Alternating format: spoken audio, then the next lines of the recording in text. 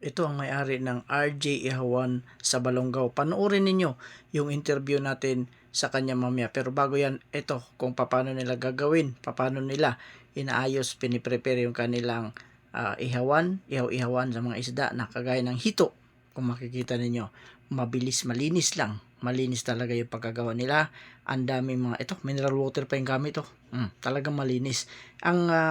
Ito kasing hito, para sa kaalaman ng lahat, sa putikan nito, sa tabang ito, tubig tabang. Pero kung hindi ka marunong maglinis nito, talagang lalabas yung kanyang lansa. Malansa ito. Pero sa kanila, gawa nila talagang malinis. Wala kang maamoy. Kung hindi, ang sarap, ang bango. Ayan na, ready na, ilalagay na. Ito yung ginagawa natin dito. Gumagawa tayo ng sauce. Sauce. Sausawan. Kumbaga, kalamansi, sili, at bagoong.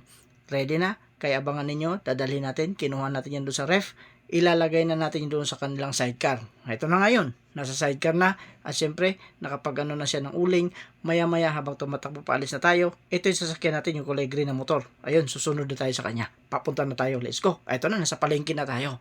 Pero bago yan, pumunta tayo sa pwesto, ikot muna tayo saglit, at nandun na yung kanyang pwesto, nakaready na, ito na, nagready na siya, ang bilis. Pagdating pa lang, ayan na, nakikita ninyo, meron na kaagad bumibili dyan. Nakita nyo si ate, ang bilis ng bentahan dito sapagkat napakasarap ng kanyang paninda. Talagang inaabangan nito. Lahat, shoutout nga pala doon sa taga-munisipyo, ma'am. Pasensya na po, sorry po, nawala po yung interview natin sa inyo. Ito pa si kuya, bibili. Karamihan sa kanila bumibili dito ay taga-munisipyo. Kaya shoutout sa lahat ng mga taga-munisipyo sa Balongaw. Pero bago yan, pinagmerienda tayo ng napakasarap na turon. Natikman natin yung turon ng Balongaw. Ayan, nagre-refill na naman siya.